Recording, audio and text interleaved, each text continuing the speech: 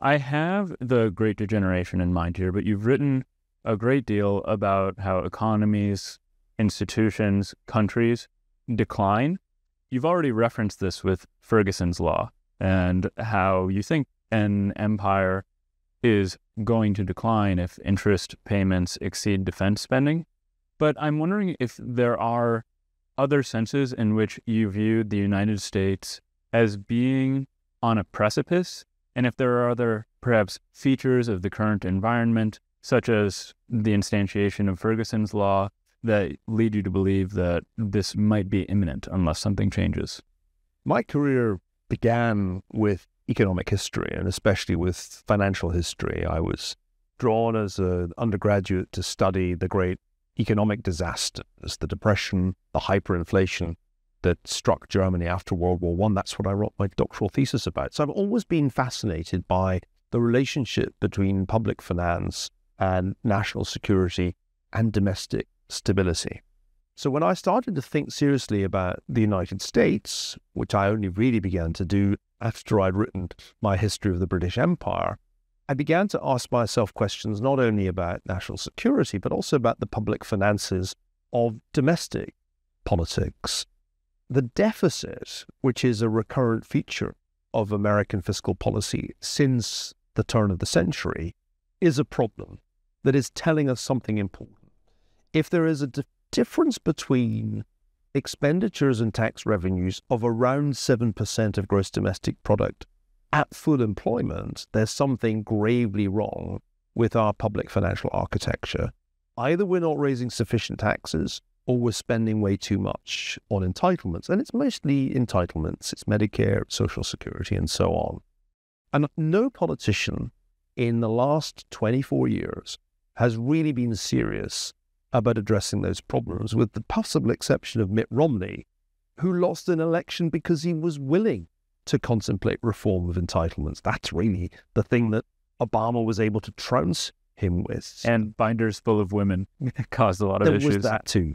So, I mean, I think, looking back over the last quarter century, there's a striking problem, and that is that Americans are living way beyond their means. And that problem is not going to improve. The Congressional Budget Office tries to foresee the future of the debt. And they do these projections out over multiple decades, and they're always wrong.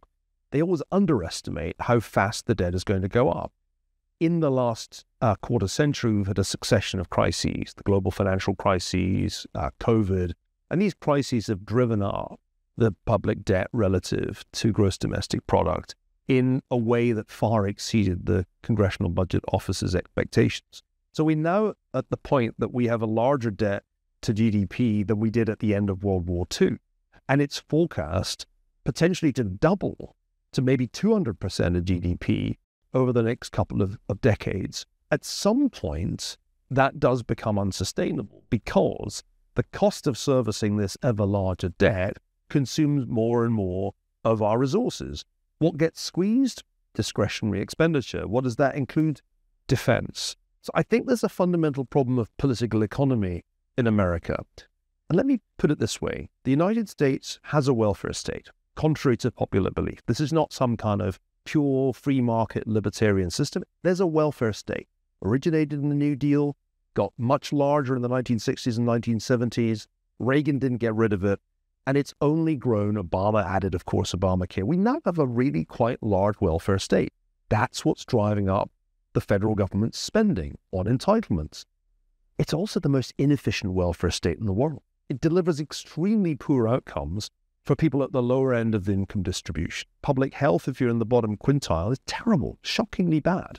The United States is very bad at delivering benefits to those who most need them, despite spending more and more on the enterprise. So this is the problem at the heart of America's domestic political economy, the most inefficient welfare state in the world. And when you look at the way it works on the ground, I've lived here in California now for most of the last 8 years, it's kind of just breathtaking. Quality in terms of, say, public schooling, it's awful. The quality in terms of the health of people in the bottom quintile, it's terrible.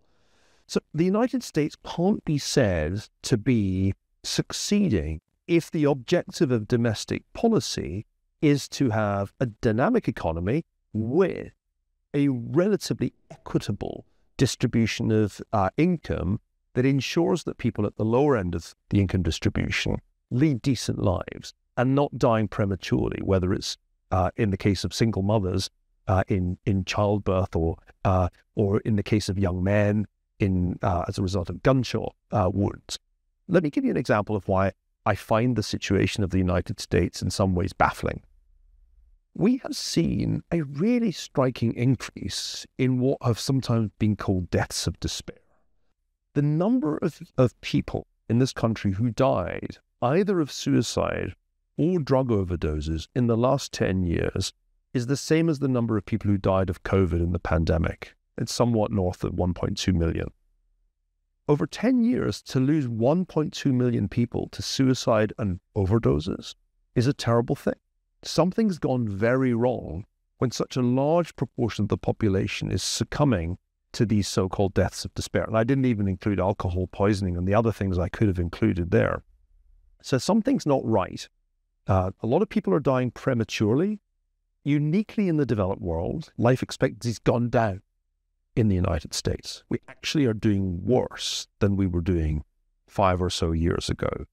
And I think until we start talking frankly about these social problems, we're not going to be staring reality in the face. Something isn't working, despite all the dollars that the federal government and state governments throw at these social problems. Something is not working.